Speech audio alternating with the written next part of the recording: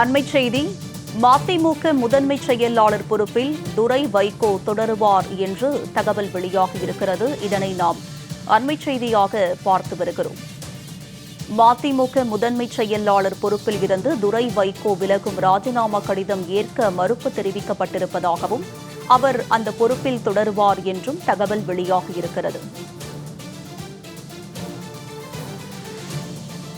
இது பற்றிய கூடுதல் விவரங்களோடு இணைக்கிறார் எமது செய்தியாளர் லாவண்யா. அவரிடம் விவரங்களை கேட்டு பெறலாம். லாவண்யா, சொல்லுங்க, துரை வைகோ அவர்களுடைய ராஜினாமா ஏற்க மறுத்திருப்பதாகவும் அவர் அந்த பொறுப்பிலேயே தொடருவார் என்றும் தகவல் வெளியாகி இருக்கும் நிலையில் விவரம் என பதிவு பண்ணுங்க. வணக்கம் உமா.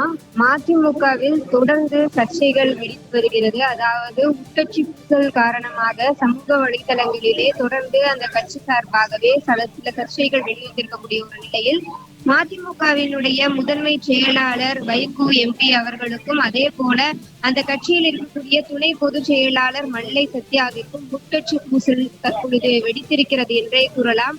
நேற்று மதிமுகவினுடைய முதன்மை செயலாளர் பதவியிலிருந்து விலகுவதாக துரை வைகோ எம்பி அறிவித்திருந்தது மிகப்பெரிய ஒரு சலசலப்பை ஏற்படுத்தியிருந்த நிலையில் இன்று சென்னை எழும்பூரில் இருக்கக்கூடிய தாயகத்தில் மதிமுகவினுடைய நிர்வாக குழு கூட்டமானது நடைபெற்று வருகிறது.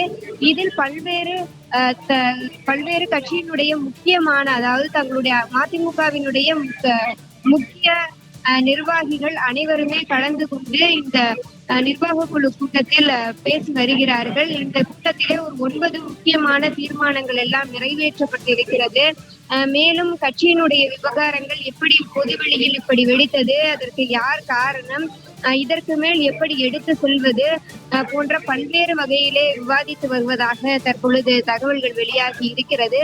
நேற்றே மதிமுகவினுடைய பொதுச் செயலாளர் வைகோவிடம் கேட்ட பொழுது கட்சியில் இருக்கக்கூடிய அனைத்து நிர்வாகிகளும் இணைந்துதான் ஒரு முடிவை வெளியிட வேண்டும், என்னால் தனிப்பட்ட முறையிலே எந்த மாதிரியான ஒரு கருத்துக்களையும் வெளியிட முடியாது என்று கூறினார்.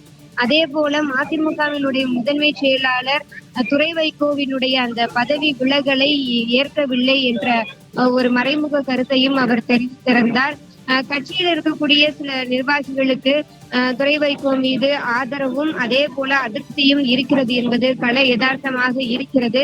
மேலும் இந்த நிர்வாக குழு கூட்டமானது தொடர்ந்து நடைபெற்று வரக்கூடிய இந்த நிலையிலே மாலை 4 மணிக்கு இந்த நிர்வாக குழு கூட்டத்தில் என்ன மாதிரியான முடிவுகளை எடுத்திருக்கிறார்கள், அதன் பிறகு எப்படி இந்த கட்சி செல்லும் என்ற ஒரு அடிப்படையிலே ஒரு செய்தியாளர் சந்திப்பு மதிமுகவினுடைய பொதுச் செயலாளர் வைகோ தலைமையிலே நடைபெற இருக்கிறது.